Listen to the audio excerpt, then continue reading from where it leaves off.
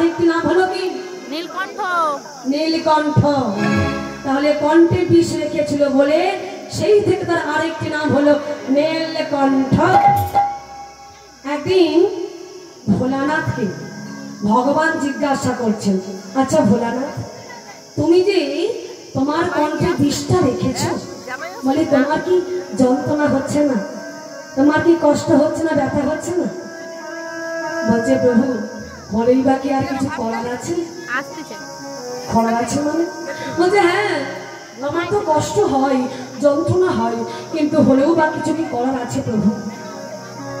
আচ্ছা বলো না, যদি তোমার কষ্ট হয়, যন্ত্রণা হয়, তাহলে তুমি তো এই বিষটাকে ফেলে দিতে পারতে। বলে প্রভু গো, আমি বিষটা কণ্ঠে নিলাম, নেবার পর মনে মনে ভাবলাম যে এই বিষের ত্যাগে যে আমার এত কষ্ট হচ্ছে, এত যন্ত্রণা হচ্ছে, এই বিষটাকে আমি বাহিরে ফেলে দেব। কিন্তু প্রভু, মনে মনে ভাবলাম বিষটাকে বাহির করে দেব, ফেলে দেব, ফেলতে গিয়েও আমি ফেলতে পারলাম না। বলে কেন? কেন বলে না, তুমি ফেলতে গিয়েও ফেলতে পারলে না কেন? প্রভু, এই জগৎটাকে সৃষ্টি করবার জন্য তুমি কত না কি রূপ ধারণ করেছ। এই জগৎটাকে সৃষ্টি করবার জন্য তুমি তৈরি করেছো, জগৎটাকে তুমি সৃষ্টি করেছো।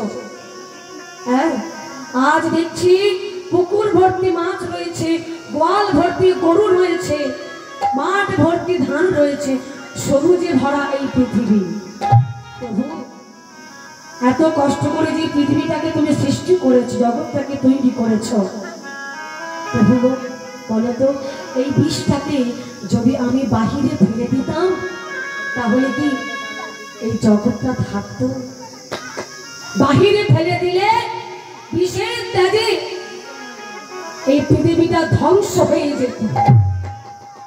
তাই প্রভু, আমি এই বিষটা ফেলতে পারলাম না। ভগবান বলছি, ও ভোলানাথ, তুমি বিষটা ফেলতে পারোনি ঠিক আছে, কিন্তু তুমি তো খেয়ে নিতে পারতে।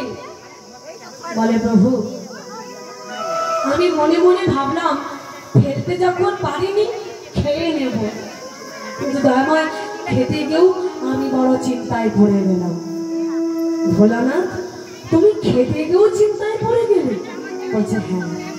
প্রভু বলো তো, যাকে মনোপ্রাণ দিয়ে ভালোবেসে হৃদয় মাঝে বসিয়ে রাখা যায়, বলো তো প্রভু, তার মুখে কি বিষ দেওয়া যায়? ভোলানাথ, আমি তোমার কথা ঠিক বুঝতে পারলাম না। যাকে হৃদয় মাঝে বসিয়ে রাখা যায়, তার মুখে কি বিষ দেওয়া যায়? মানে তুমি বিষটা খাবে, যাকে ভালোবাসো তার মুখে কি করে পড়বে? বলে প্রভু গো, আমি তোমাকে মনোপ্রাণ দিয়ে ভালোবেসেছি, ভালোবেসে তোমাকে আমি আমার হৃদয় মাঝে বসিয়ে রেখেছি।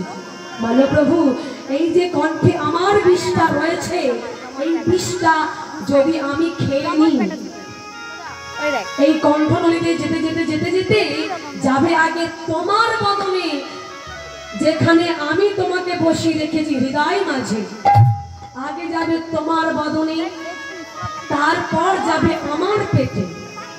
বলো তো প্রভু, যাকে মনোপ্রাণ দিয়ে ভালোবাসা যায়, তার মুখে কি বিষ দেওয়া যায়? বলো প্রভু, আমি তোমার মুখে বিষটা দেব কি করে? তোমার বদলে যে পড়বে। তাই প্রভু, আমি বিষটা খেয়ে নিতে পারলাম না।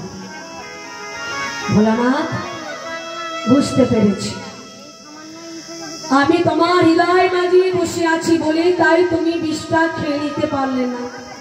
ভোলানাথে বলছে, প্রভু বলতে পারো এই বিষের জ্বালা যাবে কি করে? কি করলে এই বিষের জ্বালা যাবে? এই জ্বালা যেন সহ্য করা যাচ্ছে না প্রভু।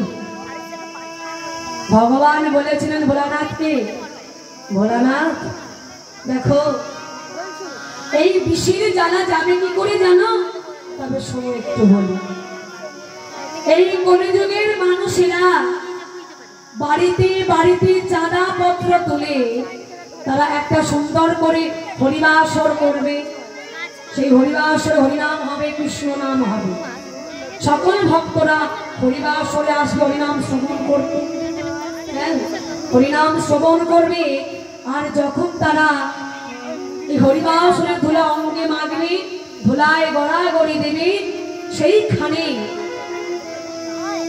ওই বিষের জ্বালা কেন, এই জগতের সর্বজ্বালা, সংসারের যত দুঃখ কষ্ট জ্বালা যন্ত্রণা ব্যথা বেদনা সবকিছু চলে যাবে হরিনামের মধ্যে। নিতাই গৌর হরি বল, হরি বল, হরি বল। ভোলানাথ, তুমি হলে পরম বৈষ্ণব। তুমি যে আমায় এত ভালোবাসো এটা আমার কোনোদিন জানা ছিল না। তো যাই হোক ভোলানাথ, সকল দেবতাগণ যে বিপদের মধ্যে পড়েছে একমাত্র তোমাকেই বাঁচাতে হবে, তুমি ছাড়া আর কোনো উপায় নেই এদের।